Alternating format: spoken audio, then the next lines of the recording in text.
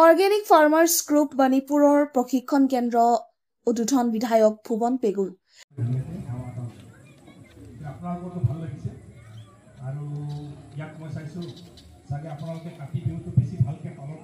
সোনাই সমজিলা অন্তৰ্গত চিগা পঞ্চায়তৰ মইনাপুৰত অৰ্গেনিক ফাৰ্মাৰ্ছ গ্ৰুপৰ কৰ্মশালা ভৱন শুভ উদ্বোধন কৰে বিধায়ক ভুৱন পেগুৱে। প্ৰায় 8 লাখ টকা ব্যয় সাপেক্ষে নিৰ্মাণ কৰি উলিওৱা কৰ্মশালা ভৱন দেওবাৰে শুভ উদ্বোধন কৰে বিধায়কগৰাকীয়ে। কৃষকৰ প্ৰশিক্ষণৰ বাবে নৱনিৰ্মিত ভৱনটো প্ৰয়াত উদ্যমী কৃষক ডিম্বেশ্বৰ স্বৰ্গীয়াৰীৰ নামত উৎসৰ্গা কৰে। মাইনাপুৰত নিৰ্মাণ কৰা এই অৰ্গেনিক ফাৰ্মাৰ্ছ ভৱনৰ পৰা স্থানীয় কৃষক ৰাইজ উপকৃত হ'ব বুলি আশা কৰা হৈছে। উদীয়মান যুৱক বেছি বয়স হোৱা নাছিলে, 25 বছৰো হোৱা নাছিলে।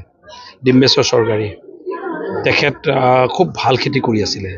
ড্ৰেগন ফ্ৰুটৰ খেতিও কৰিছে, বেলেগ বেলেগ ধৰণৰ খেতিবোৰ কৰিছে, চব্জি বাগান কৰি খুব নাম কৰি আছিলে আৰু খুব সচেতন ট্ৰেইনিং লৈ কৃষি বিজ্ঞান কেন্দ্ৰই হওক এগ্ৰিকালচাৰ ট্ৰেইনিংবোৰ লৈ হঠাৎ এই আজি কিছুদিনৰ আগতে ঢুকাইছিলে। তেখেতসকলৰ ঘৰতো গ'লোঁ আৰু তাৰ পাছতে ইয়াতে গোটেই ফাৰ্মাৰ্ছখিনি ইয়াৰ কৃষকখিনি যে মিলি এটা অৰ্গেনিক ফাৰ্মাৰ্ছ গ্ৰুপ খুলিছে।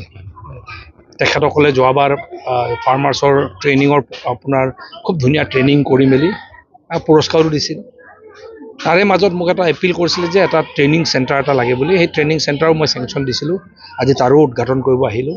সেইকাৰণে এক প্ৰকাৰ চাবলৈ গ'লে গোটেই অঞ্চলটোত কাতি বিহুৰ দিনা কৃষকৰ লগত সাধাৰণ খাটি খোৱা মানুহৰ লগত দিনটো কটাই মেলি আৰু বিশেষকৈ বড়ো সমাজৰ বাথৌ মন্দিৰত সেৱা লৈ ভাল লাগিলে আৰু আশা ৰাখিছোঁ ঈশ্বৰে তেখেতসকলে আৰু ৰাইজে যি প্ৰাৰ্থনাৰে কাতি বিহুৰ দিনা যিটো আশা কৰিছে খেতি পথাৰ শস্য ভাল হওক, এই চব আশাবোৰ পূৰণ হওক আৰু ৰাইজৰ মংগল হওক তাকে কামনা কৰোঁ।